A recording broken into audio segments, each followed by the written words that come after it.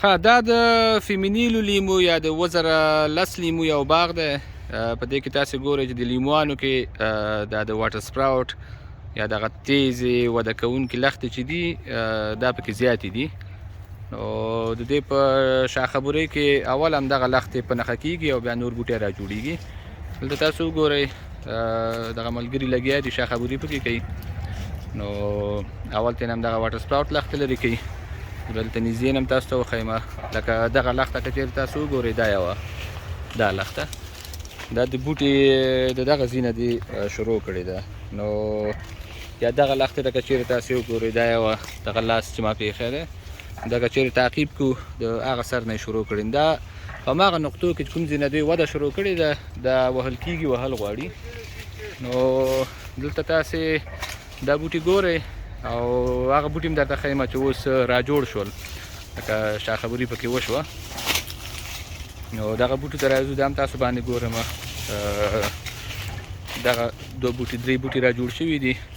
نو دلته که وګورئ دا بوټي را ټیټ هم شول، دغه واټر سپراوټ دغه لښتې ټولې ترېنه غوڅې شوې دا لاندې چې پرتې دي، او هم د دې لاندې په ډډ باندې کومې ټیټې څانګې چې وې هغه هم ترېنه غوڅې شوې، لکه یو څه ډډ هم رالوڅ شو.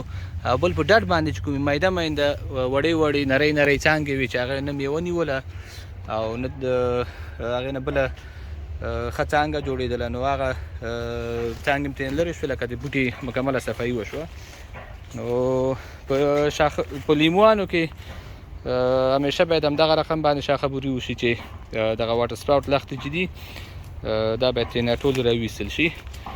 نو دلته به نږدې نه هم تاسو وګورئ ځینې لښتې چې دوی راغوڅوي هغه به موږ تاسو ته وښیو پکې. ښه، دلته دغه بوټی شاخبري کوو او په دې خاطر دې ته راغلو چې په دې کې دا څانګې ښکاري لکه یو څه پاڼه یې توی کړې ده. نو موږ چې تاسو واضح پوه شئ په دې شاخبري باندې. ګوره په دې کې هغه لښتې چې دي واټر سپراوټ دي هغه اوچاته ښکاري، هغه د بوټي نه ویستل پکار دي. کومې لښتې چې ګوره دې د دې ځینې دا لښته وهلوله چې دا د مرکز طرف ته روانه وه، لکه د جانبي شاخ نه یا د سکیفل برانچ نه د بوټي مرکز طرف ته روانه وه، هغه لښته هم وهل کېږي. او کومې چې دغه تاندې لښتې دي واټر سپراوټ دي دغه ټولې قطع کېږي، ترېنه ویستل کېږي د بوټي نه.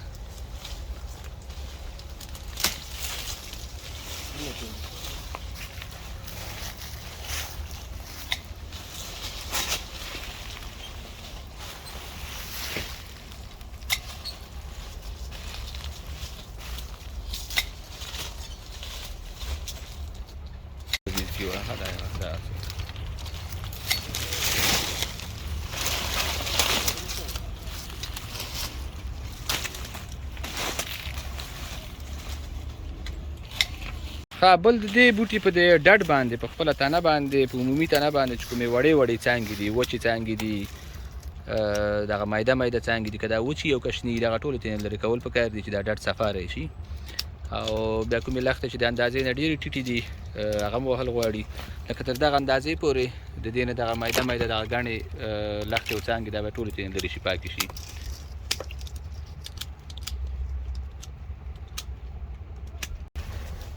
لکه دغلته تاسې ګورئ که چېرې دغه څانګې موږ ترېنه لرې نه کړو، دا پخپله وچېږي په دې منځونو کې چې دا بیا مرضونو ته چانس برابروي.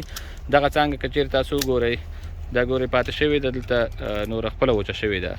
نو دغسې دا بله څانګه لکه د دې نه بیا دا ټول بوټی کېدای شي چې مرضي شي. نو د دې نه مخکې چې بوټی موږ نه مرض ووهي نو ښه دا ده چې موږ پخپله دغه کومې مایده مایده څانګې چې هغوی هېڅ په درد نه خوري په دې بوټي کې دا باید د دې بوټي د داخل نه وویستل شي.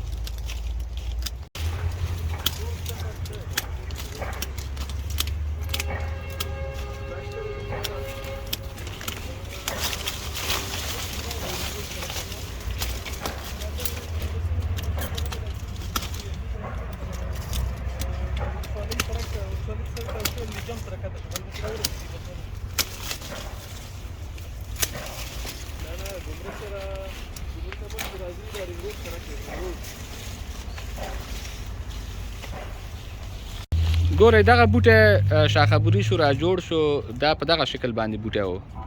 که دغه بوټي ته تاسې وګورئ دغه رقم بوټی و، او د دې سره خوا کې دا بل بوټی هم که چېرې تاسې وګورئ نو دا ټول په یو عمر او یو قد باندې بوټي دي.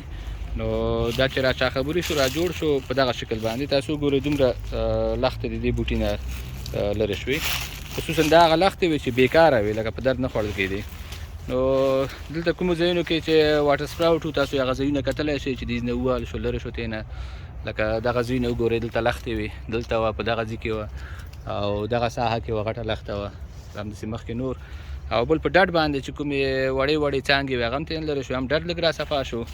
د بوټي کې د هوا چلېدلو او د لمر داخلېدلو چانس پکې برابرېږي. او بل په بوټي کې صرف هغه لښتې پاتې شوې چې کومې د بوټي ساختمان هم جوړوي او بل میوه نیسي.